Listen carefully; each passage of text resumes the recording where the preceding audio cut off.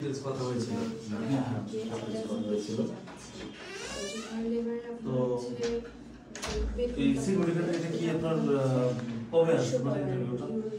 হ্যাঁ ইন্টারভিউ এটা আপনার পাসপোর্ট জমা করলে 7 থেকে 10 দিনের মধ্যে আপনি আর আমার সিনিয়র আপনার সাথে কথা বলতে পারেন। আমি ওনার ভিডিও দেখেছেন, হ্যাঁ কথা বলেছেন আমার সঙ্গে, সমস্যা নেই। আচ্ছা যে আরো অনেকগুলো দেখলাম মালয়েশিয়াগুলো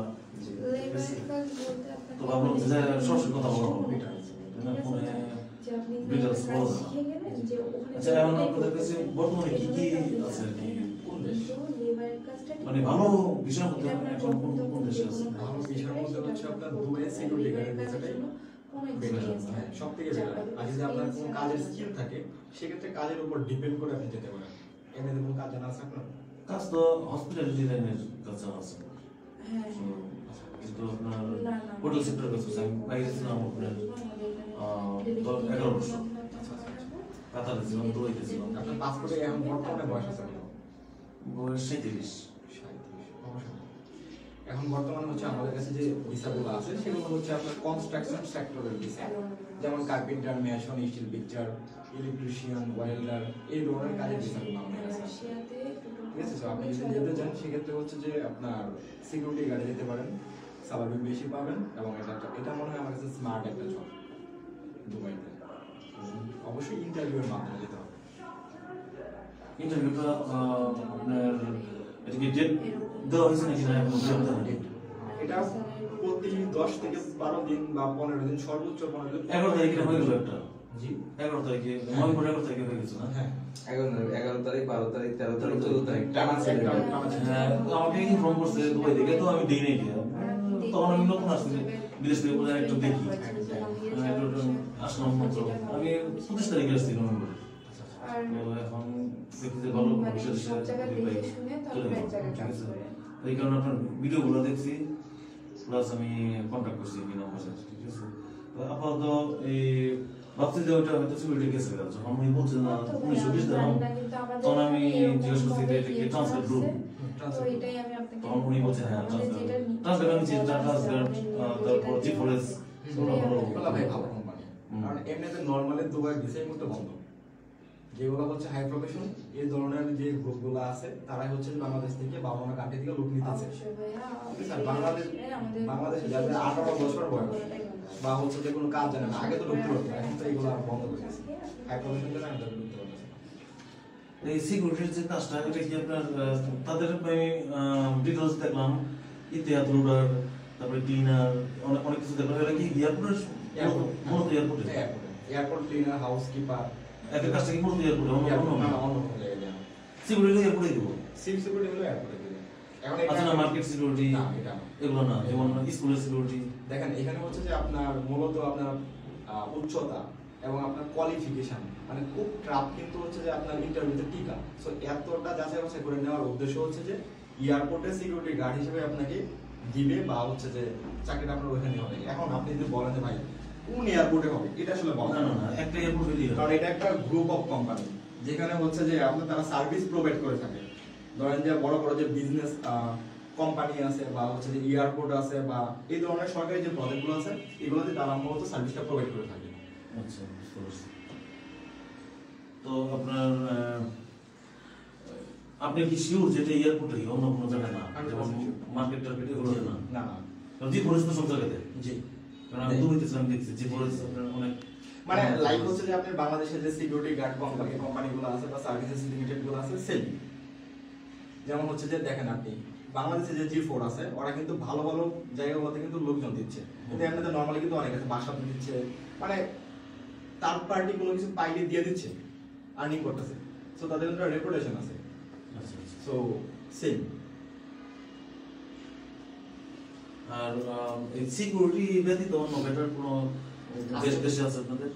বেটার কাজ জানা না, কাজ জানা না, হাতের কাজ না, এভাবে হোটেলের ভিসা আমাদের কাছে নেই, কারণ বেশিরভাগই হচ্ছে এগুলো সাপ্লাই হয়ে থাকে।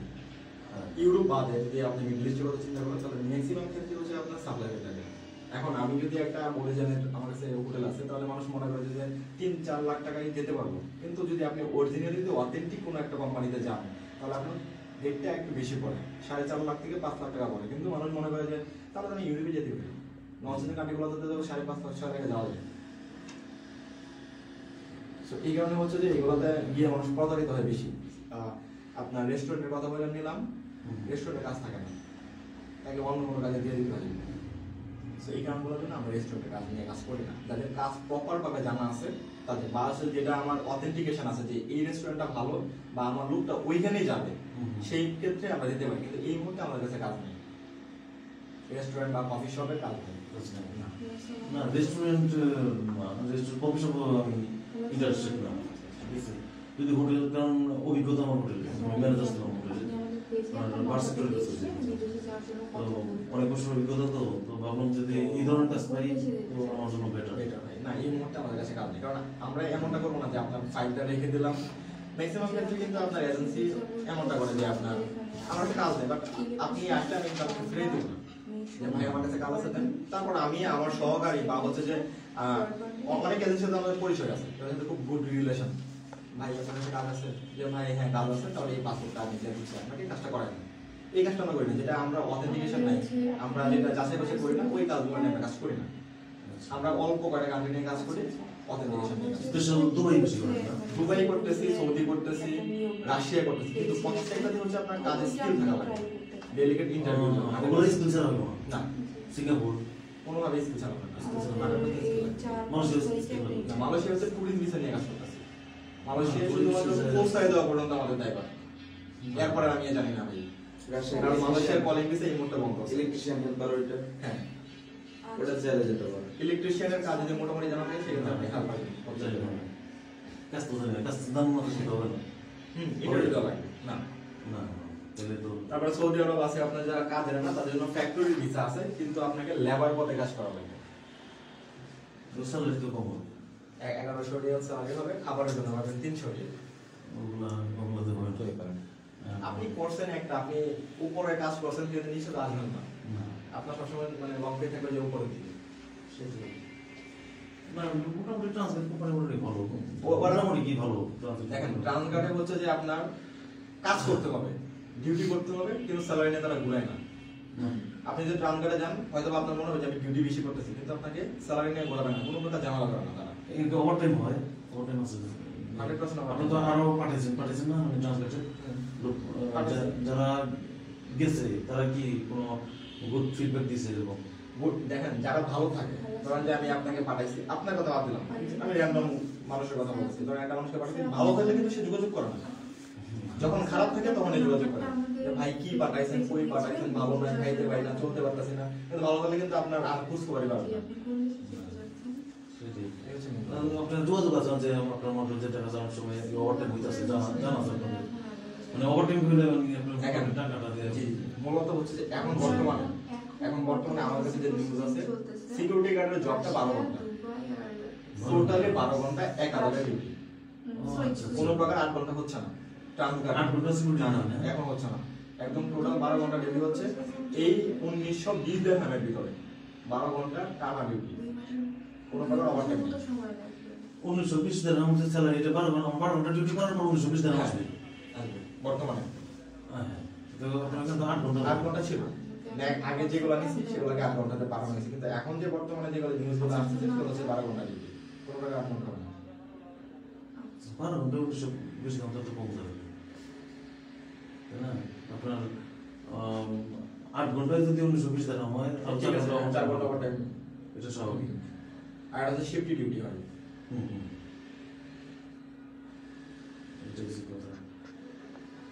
তারপরে মনে করেন যে আপনার এত পরিমাণে ইন্টারভিউ লোকজন আসে যে ইন্টারভিউ টিকতেছে না মানুষ, অনেক বেশি ইন্টারভিউ গেলে বোঝা যায় আসলে যে ইন্টারভিউটা কোথায় হয়? ইন্টারভিউ হচ্ছে আপনার বাড়ি দাঁড়াতে হয়, ওই যে এটা আপনার কি বলে ওটা কি ট্রেনিং সেন্টারে হবে কোনো নাকি আপনার অফিসে ট্রেনিং সেন্টার? হ্যাঁ ডাইরেক্ট হচ্ছে যে ট্রান্সগার্ড দুবাইয়ের লোক ডাইরেক্ট ইন্টারভিউ নিয়ে যায়, তো একজন দুজন করে নেন, একবারে গ্রুপ নিয়ে যায়। আপনার 2014 তে আমি ইন্টারভিউ দিয়েছিলাম আপনার মুন্সি ট্রেনিং সেন্টারে জি কোর্সের জন্য, তো এই দেখা যায় একটা ভুল অ্যান্সার কারণে তো এই আর কি। তো আপনার যাইতে কত টাকা লাগবে যদি পাস করা হয়? টোটাল খরচ হবে 4 লাখ টাকা। 4 লাখ টাকা।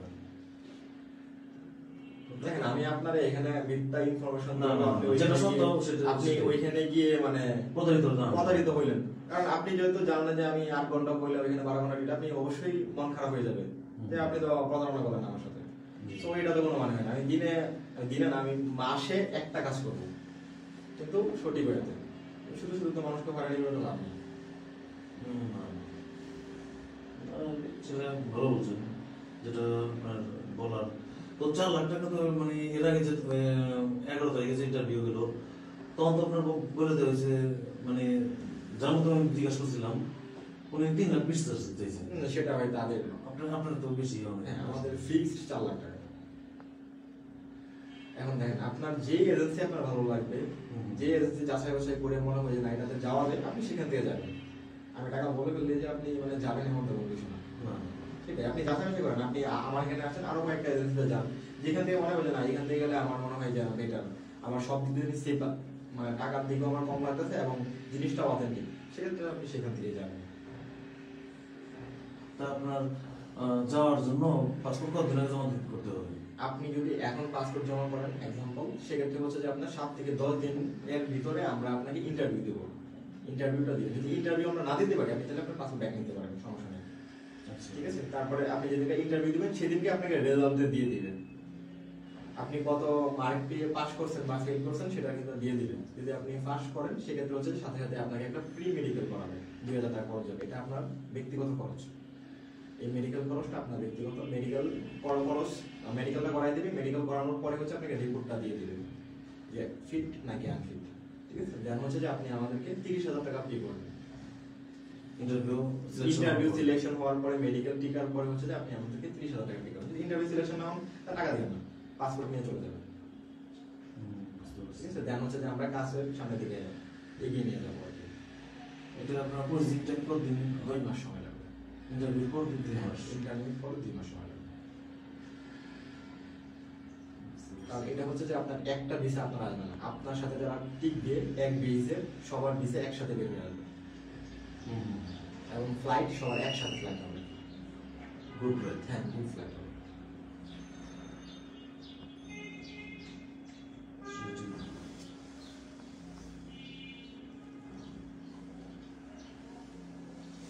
আচ্ছা, ওইখানে তো ইন্টারভিউ না কি জানো এইচএসসি বলছে তাই না? তো এইচএসসি মানে আমার এইচএসসি সার্টিফিকেট কিন্তু ফেক হবে না। আমার এসএসসি আছে, এইচএসসি আমি এর আগে মানে কাতার যাওয়ার জন্য আমি এইচএসসি একটা বানিয়েছিলাম, সেটা মানে অরিজিনাল পড়েন না। আর সেক্ষেত্রে দেখলে বোঝার কোনো সিস্টেম নেই। সেক্ষেত্রে আমরা ইন্টারভিউ পর্যন্ত আপনাকে নিয়ে যেতে পারবো। হ্যাঁ, না ওইখানে কি চেক দিব নাকি? ওইখানে চেক দিয়ে নেন, কারণ এত মানুষের তো আসে ওই পাসপোর্ট জমা করে দেন হচ্ছে যে আপনার সার্টিফিকেট জমা করে এত চেক দেওয়ার মতো এত সময় থাকে না। কারণ ইন্টারভিউতে যদি আপনি না টিকেন, যখন আপনাকে ফিজিক্যালি যখন আপনাকে প্রশ্ন করা হবে যে ইংলিশে যখন কোয়েশ্চেনগুলো করে বা লিখিত দিবে, যখন আপনি না পারেন তখন লিখিত বাতিল। তো সার্টিফিকেটটা এখানে ম্যাটার করতেছে না। সার্টিফিকেটটা হচ্ছে যে আপনার আপনি পড়াশোনা করছেন কিনা এইটার জন্য সার্টিফিকেটটা প্রয়োজন। মানে নেটে সার্চ দেবো না? না, নেটে সার্চ করে না, সাধারণত সার্চ করে না। সার্চ করলে কি ধরা পড়ার সম্ভাবনা আছে? এইভাবে সম্ভাবনা না, এখন একসঙ্গে 1 থেকে 150 জন মানে সারাদিন ইন্টারভিউ দেয়, সিরিয়াল পাওয়াটা করি। যখন হচ্ছে ইন্টারভিউ তো প্রতিদিন হয় না, যখন ইন্টারভিউ ডেট থাকে এদিন তো সারাদিন 5টা পর্যন্ত একটা না মানে ইন্টারভিউ চলতে থাকে। এখানে আবার লিখিত পরীক্ষা এক ধাপে হয়, আবার ভাইবা হয় আরেক ধাপে, 2টা ধাপে পরীক্ষা হয়। এগুলো 5টা পর্যন্ত বলছে। আচ্ছা, আমি ওইটা ইন্টারভিউ পর্যন্ত আমার নিতে পারবেন, ঠিক আছে? তো আমি সবকিছু হইল বাইরে চলে যাওয়ার পর সমস্যা কোনো তো ওইখানে বলবো তুমি এটা নিয়ে চলবে না, ওইটা কোনো প্রবলেম নেই। কারণ আপনার এসএসসিটা অথেন্টিক, এসএসসি সেক্ষেত্রে আপনি এসএসসিটা বাদ দেন। এসএসসিটা বাদ দেবো? হ্যাঁ, এসএসসিটা আপনার ইয়ে আছে, আপনার আমি যখন দুবাই ছিলাম তখন সিকিউরিটির জন্য অ্যাপ্লাই করছিলাম, সিকিউরিটির জন্য। তো ওইখান থেকে দুবাই যে আপনার এম্বাসি আছে না, ওইখান থেকে অ্যাটাচমেন্ট করে নিয়েছি, অ্যাটাচমেন্ট ছিল আছে।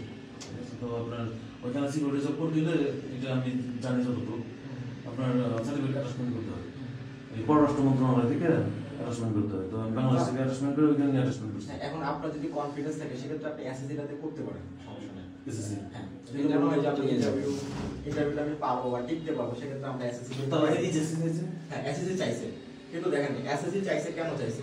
যেন তার জন্য মানে ইংলিশে যেন কথা বলতে পারে। কথা বলে এই বুঝতে পারে। না ওই না হ্যাঁ। সার্টিফিকেট তো ওই যে কিছু না আর কিছু না। আচ্ছা আচ্ছা যেন ওখানে এইচএসসি চাইছে, ওখানে অনার্স মাস্টার্স পাস অনেকে চলে অনেকে আসে, চলে ঠিক আছে? আসে। তারপরে ইংলিশে দক্ষতা না থাকার কারণে সে আমাদের রিজেক্ট হয়ে চলে আসতেছে। মানে পাঁচটা মূল ফ্যাক্টর না কোনো factor না। মানে ইংলিশ এখানে এখানে ধরেন যে আপনি মানে আপনি ধরেন যে আপনি পাস করেছেন 40 নাম্বার পেলে পাস, জি তো আপনি পাস করেছেন 40 পেয়ে, কিন্তু ওইখানে মনে করেন যে আপনার থেকে আরো ভালো 50 নাম্বার পেয়ে পাস করছেন, তখন কি আপনাকে নেবে? কখনোই আপনাকে নেবে না। কিন্তু ওখানে কিন্তু কম্পিটিশন হয়, মানে এই কারণে ইন্টারভিউটা খুব টাফ হয় আর কি। তো আপনি ইন্টারভিউটা দিলে বুঝতে পারবেন যে আসলে ইন্টারভিউটা কি হচ্ছে। যে কনসেপ্টটা দিছিলাম দেখছি আমি অনেক অনেক কিছু জিজ্ঞেস করে আপনার যাচাই বাছাই অনেক কিছু করে সিকিউরিটি যে ওরা অনেক কিছু জিজ্ঞেস আর করে প্রত্যেকটা এজেন্সিরই মনে করেন যে একজন করে সাপোর্ট থাকে, সাপোর্ট দেওয়ার মতো লোক থাকে।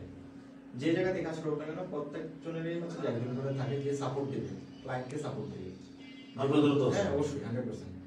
আমি মনে করেন যে জিনিসটা একটা সাপোর্ট থাকলে কি আপনার দেখা যায় ফেল হওয়ার সম্ভাবনা হ্যাঁ থাকে ওই দেখেন, কারণ আপনি চাইবেন না যে আমি ফেলবো ফেল করতে আপনার লাভ নেই কোনো। আপনি বাংলাদেশ থেকে যখন দুবাই বা যে কোনো কান্ট্রিতে যান না কেন, আমার মাধ্যমে গেলে আমার যাওয়ার পরে কিছু টাকা লাভ থাকবে। হ্যাঁ মানে আপনি ইন্টারভিউতে যদি না টিকেন তাহলে আমার লাভ নেই। সেক্ষেত্রে প্রত্যেকটা জায়গাতে হচ্ছে যে আপনার থাকে থাকে। তো এই আমার তো সিকিউরিটি কোনো অভিজ্ঞতা নেই তখন অভিজ্ঞতা লাগবে না। যদি জিজ্ঞাসা করে সিকিউরিটি সম্পর্কে কিছু না না এইগুলো কিছু প্রশ্ন করবে না, এগুলো তো আমরা আপনাকে বলে দিব। এগুলো বিষয়ে কোনো প্রকারই আপনাকে কিছু জিজ্ঞেস করবে না, জিজ্ঞাসা করবো কিচ্ছু জিজ্ঞেস করবে না, এই বিষয়ে কোনো প্রশ্নই করবে না আপনাকে।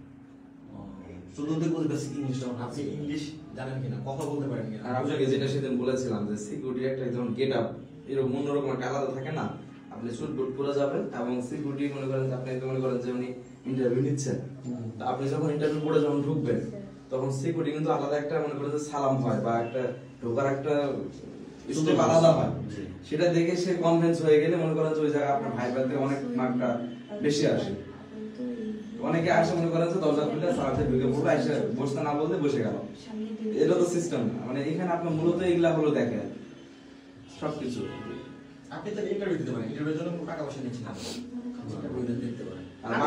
আর বাকি আপনার যে বাড়ি ধারা যেখানে আপনার ট্রেনিং হবে, আমাদের ওখানে যে লোক থাকবে ওনার কাছে যখন আপনি পৌঁছাবেন উনি আপনাকে সবকিছু ভেঙে দিবে যে ইন্টারভিউটা কি রকম সিস্টেম হবে, পরীক্ষাটা কখন হবে বা পরীক্ষার আগে ইন্টারভিউটা হবে কিনা, কি কি প্রশ্ন করবে সেটা আমরা আপনাকে আগে দিয়ে দিই, একটা শীট দিয়ে দেবো। আচ্ছা ইন্টারভিউটা হওয়ার তো মনে করেন যে দেখা যায় এক সপ্তাহ অথবা 3-4 দিন আগে আপনারা জানতে পারেন যে ইন্টারভিউ হয় তাই না? তো আমি যদি 3-4 দিন আগে পাসপোর্ট জমা দিই তখন তো আপনি সিরিয়ালে লাস্টে পড়ে যাবেন। লাস্টে পড়ে যাবো হ্যাঁ লাস্টে পড়ে যাবেন। লাস্টে পড়ে ইন্টারভিউ ছিল না ইন্টারভিউ দিতে পারেন না, ধরেন যে আপনি আজকে আপনাকে ইন্টারভিউ ডেট দিয়েছি, 5টা আপনার ইন্টারভিউ গেছেন, যার পর দেখবেন সিরিয়াল বিশাল লম্বা সিরিয়াল, তো 5টা পর্যন্ত ইন্টারভিউ না হলে পরে থেকে আপনাকে আবার আসা লাগে। এখন যে আপনার হচ্ছে ঢাকায় থাকে দেখছেন সমস্যা নেই, ঢাকার বাইরে থেকে তো একটা লোকের আসে কষ্ট, হ্যাঁ কষ্ট কারণ সে তো আসলো ভাড়া মানে দিয়ে আসলো। সিআর অনুযায়ী ঢোকায় আপনি পাসপোর্ট যেটা আগে জমা হয় এগুলোর আগে ইন্টারভিউ, ঠিক আছে? যাদের পাসপোর্ট লাস্টে বা পরে তাদের পরে সিরিয়াল অনুসারে নেয়। আর শুধু যে আপনার কোম্পানি যেমন আমি আপনার কোম্পানি এরকম তো না আপনার মতো আরো অনেক অনেক কোম্পানি নিয়ে আসবো সারা বাংলাদেশ থেকে যতগুলো পাসপোর্ট কালেক্ট করে সব একবার ইন্টারভিউ, সেখানে বুঝেন যে কি পরিমাণ ইন্টারভিউ হয়েছে।